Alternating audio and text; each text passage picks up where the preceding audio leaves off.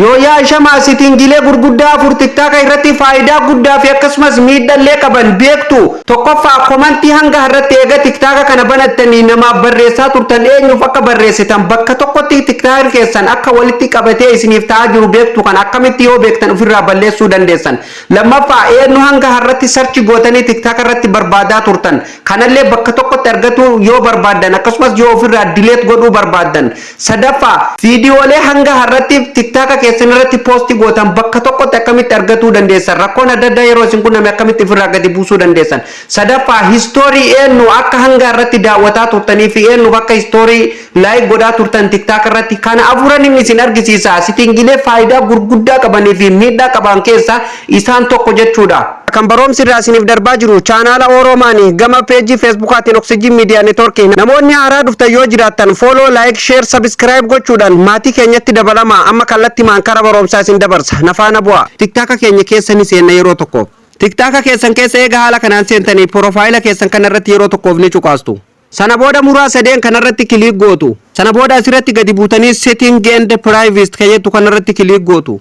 Sana booda haala kanaan isinii dhufa suuta jettanii akkanatti ol harkistanii gadi buutu. Sana booda jala kanatti yeroo gadi buutan activity center tajettu tana ni argattu yeroo tokkoof irratti kiliik gootu. Ni eegganna hamma inni nuu banamu.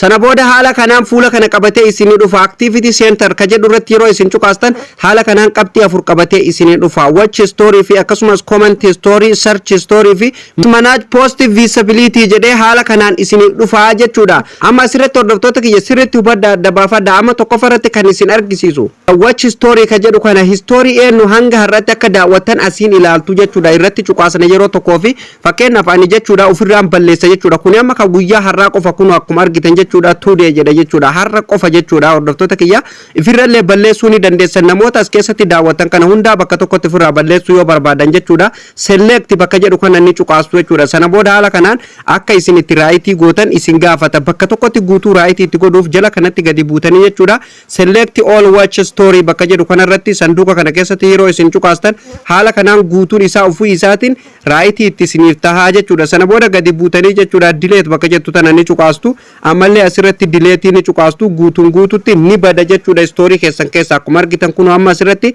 no watch story visibility nuun jedha jechuudha. Haala kanaan ofirraa balleessitu jechuudha story namaa kan hanga irratti daawwattanii laayik godhaa turtanii jechuudha. Akkasumas komentii eenyuuf akka barreessitanii fi guyyaa waliin barreessitanillee baruu yoo barbaadanillee comment story bakka jedhu kanarratti yeroo tokkoof ni cuqaastu. Sana booda komentiin hanga irratti isin namaa barreessitan haala kanaan isiniif bahaa jechuudha hordoftoota kiyya eenyuuf akka barreessitanii fi maal jettanii akka barreessitan jechuudha haala kanaan isiniif bahaa jechuudha. Kuni gaama hordoftoota kiyya kan guyyaa muraasaa qofa jechuudha kiyya keessan immoo kanarra baay'atee isinii dhufuu danda'a jechuudha. Ani guyyaa waan ofirraa qulqulleessuuf kana qofti qabatee kana qofa qabatee naaf dhufee jechuudha. Ofirraa balleessu jechuudha hordoftoota kiyya komentii makeessan kanarratti yeroo tokko fuulduratti wanti isin jala barreessitan viidiyoon isin jala barreessitan sun ni jira irratti cuqaastu jechuudha. Sana booda haala kanaan isinii dhufa komentii teessan ilaaltaniituma jechuudha balleessuu dandeessan quba keessaniin akkanitti qabdanii jechuudha. Sana booda delete bakka jettu tana cuqaastanii komentii teessan guutummaan guututtu kaasuu ni dandeessanii jechuudha. Haala kanaan sirreeffattu jechuudha kan komentiillee. Eega tiktaaka kana bananne hanga har'atti eenyu sarchi goonee tiktaaka irratti barbaanne kan jedhullee sarchi story bakka jedhu kanarratti ni cuqaastu. Sana booda haala kanaan fuula kana qabatee isinii dhufa waan isin ajaa'iburraa waan erga isin tiktaaka kana banattanii hanga har'atti isin maqaa namaa tiktaaka irratti sarchi gootanii barbaadan guutuu bakka tokkotti guyyallee waliin isinii fida sa'aatii sanillee fakkeenyaaf amma jechuudha tiktaakni kun tiktaakuma kiyyaa guyyaan nan sarchi godhee barbaade jechuudha akkuma argitan sa'a 7 fi akka biyya kanatti jechuudha akka biyya keenyatti sa'aatii 1 jechuudha sa'a 7 fi daqiiqaa 2 PM irratti jechuudha baatii maal keessatti sarchi godhee akka ilaale kun haala kanaan gubbarra naaf kaa jechuudha October guyyaa 3 jechuudha hordoftoota kiyya. Haala kanaan isinillee jechuudha fakkeenyaaf jechuudha isin kana daran isinii baay'isee fiduu danda'a. Amma asirratti maakii ooroo jedhee kaninaan barbaade zaa 6 fi daqiiqaa 50 irratti PM akkasumas bara 2022 jechuudha amma bara 2023 dhumarra jirra jechuudha. Haala kanaan jechuudha waan bara 2010 illee jechuudha yoo isin tiktaaka yeroo dheeraaf fayyadamaa turtan namoota isin sarchi gootan guutuu bakka tokkotti control godhee haala kanaan isiniif kaa. Fakkeenyaaf kanaaf waan kana jechuudha incitii keessanilleef baay'ee gaariidha jechuudha hordoftoota kiyya. Fakkeenyaaf namoonni bilbila keessa beeku bilbila keessan akka tasaa ta'e yoo harka isaa gale jechuudha eenyu akka isin sarchi gootanii barbaadaa turtan hundaayyuu ni argaa jechuudha. Kanaaf ofirraa balleessullee yoo barbaadan select bakka jedhu kana ni cuqaastu guutuu bakka tokkotti balleessuuf jechuudha.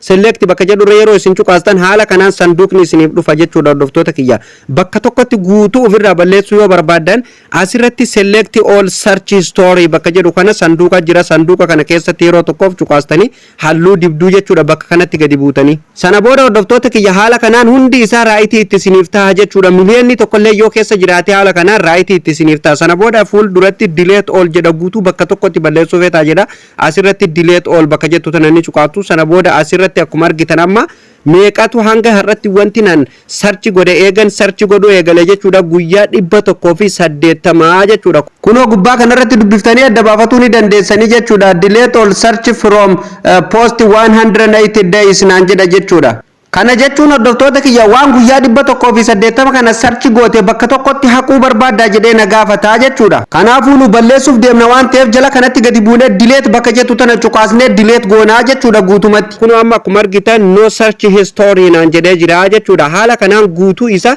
ofirraa balleessuu dandeessu. Qabxii afuraffaarratti kan isin argisiisu jechuudha waan hanga har'atti TikTok irratti post gootan akkamitti bakka tokkotti argatuu dandeessan yookaan bakka tokkotti akkamitti ofirraa delete godhuu dandeenya kan jedhuun isin argisiisa. Asirratti gadi buutu jechuudha. Fakkeenyaaf yeroo tokko rakkoon adda addaa nama mudatuutu malaa jechuudha. Yeroo akkasiisan jechuudha waan tokko fakkeenyaaf waan siyaasaa wal qabatu faa yoo kan dalagaa turtan taa'ee jechuudha hordoftoota kiyya bakka tokkotti viidiyoo keessan kana guutuu daawunlood godhuu ni dandeessan yookaan ofirraa delete godhuu ni dandeessu jechuudha. Daftaniituma as keessa galtanii maal gootan hordoftoota kiyya asumarratti cuqaastu jechuudha. Manage post bakka jedhu kanarratti yeroo tokkoof ni cuqaastu jechuudha. Sana booda haala kanaan fuula kana qabatee isiniif dhufa jechuudha. Fakkeenyaaf waan hanga har'atti isin TikTok irratti post gootan haala kanaan tartiiban isiniif fidaa jechuudha. Fakkeenyaaf isa kana jechuudha yeroo rakkoon akka amma jedhee kun isin qunname jechuudha maal gootan jechuudha daftaniituma hordoftoota kiyya bakka kana keessa dhuftanii sanduuqni fuula dura isaa jira sanduuqa kanarratti raayitii gootu jechuudha. Haala kanaan guutuu isaa daftanii raayitii itti gootanii jala kanatti gadi buutanii next bakka jettu tananii cuqaastanii sana booda haala kanaan jechuudha public irraa buusuuf deemtanii jechuudha amma akkuma argitan kun asirratti update selected post nuun jedha jechuudha. Postii kee akka sirreessitu haaromsinu nu gaafata jechuudha. Haaromsuu feeta jedha. Kanaafuu maal gootan jechuudha isin asirratti gadi buutanii everyone akkuma beekamu everyone irratti nama hunda arga. Friend irra yoo keessanillee namoota follower irraa qabdan qofaatu arga. Kanaafuu isin maal gootan jechuudha nama hunda biratti akka hin mul'anneef jechuudha maal gootanii onolimi bakka jedhu tanarratti cuqaastanii jechuudha. Privacy jala galchitu jechuudha. Asirratti yeroo isin cuqaastan haala kanaan isin dhufa update gootanii jechuudha. Guutummaan guututu qilleensarra buuftanii jechuudha akka nama delete godhate haala kanaan sirreeffattu jechuudha. Kanallee jechuudha hordoftoota kiyya setting akka nama hunda barbaachisu haala kanaan setting afuran kana sirreeffatuun isinirra jiraata baruun isinirra jiraata jechuudha hordoftoota kiyya.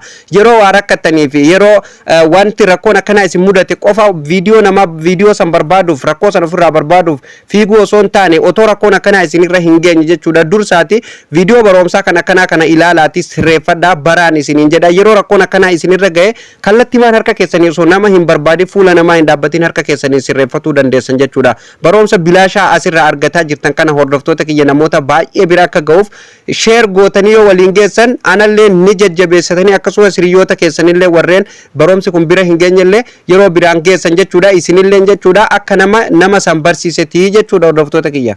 Kanaafuu haala kanaan sirreeffatuu akka hin daganne asumaan isinitti himuu barbaada. Akkuma beekamu TikTokni settingiilee baay'ee hangana hin jedhamne of keessaa qabaa jechuudha. Kanaafuu settingii isaa tokkoon bal'inaan gara fuulduratti kan waliin barannu ta'a. Kan isinirraa eegamu chaanaala Oromoon subscribe gootanii nu hordofuu qofa jechuudha.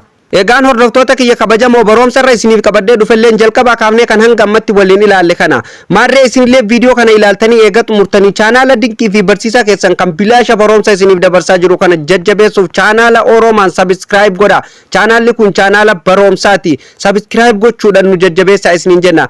Akkasumas viidiyoon dabalataa ofii isaatiin nama hunda bira akka isin bira ga'uuf mallattoo notification irra kaa'uu hin dagatina. Barumsa keenyarraa bakka isiniif hin galin komentii jalatti naaf barreessaan isiniin jedha. Viidiyoo kanallee please like godhuu hin dagatina. Like godhuun keessan baay'ee ana jajjabeessa mileenatti hora waan ta'eef like godhaan isiniin jedha baasii isiniin gaafatu sakandii muraasa isinitti fudhata hordoftoota kiyya like godhuu hin dagatina.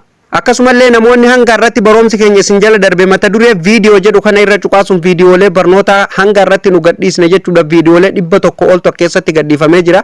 Kanaafuu akka keessan hordofuu hin dagatina. Warreen peejii Oxygen Media Network jalaan na hordoftanillee hundumti keessanuu follow godhuu hin dagatina. Galatooma warreen follow gootanillee hundi keessanuu jechuudha. Follow 23 geessanii jirtanii baay'ee galatoomaan isiniin jedha. Barumsi kun gara peejii Facebook Oxygen Media Network irratti illee isiniif darba waan ta'eef hordoftoota kiyya follow godhuu hin dagatina. Bal'ina barumsa keenya argatuuf jechuudha. Watch now bakka jedhu kana cuqaastanii jechuudha. Bakka nan xiyya diimaa itti isiniif qabe kana cuqaastanii kallattii mangara YouTube irraa dhuftanii bal'inaan achirratti waan isin barbaachisu hundaayyuu baratuu ni dandeessaniin isiniin jedha. Barumsa parsantaa 15 qofa gara peejii kanaatiin argataa jirta waan ta'eef bal'inaan barumsa isin barbaachisu waan bilbila keessanii wal qabatu hundaa'u barumsa quality olaanaan full HD waraabame gara chaanaala Oromaan dhuftanii argatuu ni dandeessuun isiniin jedha. Viidiyoon irraaf qopheeffadhe leen asumarratti raawwata.